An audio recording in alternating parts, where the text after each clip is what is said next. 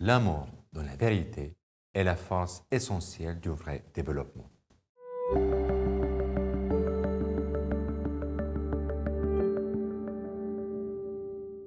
En 2009, le pape Benoît XVI publie l'encyclique Caritas in Veritate, l'amour dans la vérité. Il veut actualiser et approfondir le message de Populorum Progressio du pape Paul VI.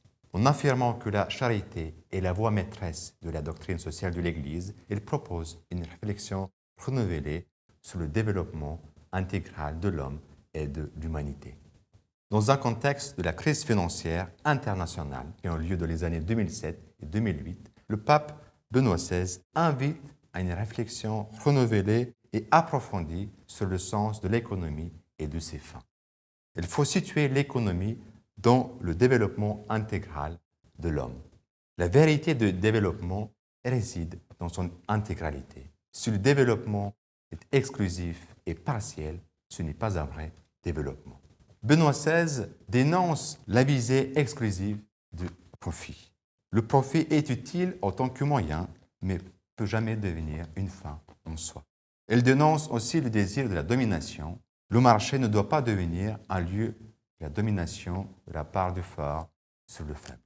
Le pape veut montrer que l'activité économique peut être aussi un lieu de la fraternité, d'amitié et surtout de la charité. La charité dans la vérité peut donner forme et organisation aux activités économiques qui, sans nier l'importance du profit, peuvent aller au-delà du profit comme but en soi. Il faut dépasser l'existence purement utilitariste et productiviste. Le pape va encore plus loin en affirmant le principe de la gratuité.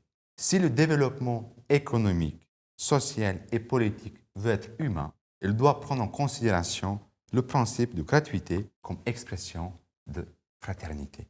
Le pape n'est pas en train d'opter pour le marché gratuit, mais il veut montrer que les relations économiques, les relations sociales ne peuvent pas être basées uniquement sur le profit et bénéfice. Pour créer une véritable communion entre les hommes, on doit faire l'expérience du don gratuit. Lorsque deux personnes se rencontrent, elles ne doivent pas regarder d'abord le profit que l'autre peut lui apporter, mais de voir l'autre comme une personne d'égale dignité. Et cela est difficile sans Dieu, cela est quasi impossible sans le Christ. Benoît XVI affirme que l'Évangile est un élément fondamental du développement. Le Christ révèle l'homme à lui-même, il lui révèle sa destinée et lui permet de vivre l'amour dans la vérité. Dans l'épisode suivant, nous allons voir comment le pape François aborde la place de l'homme dans la création.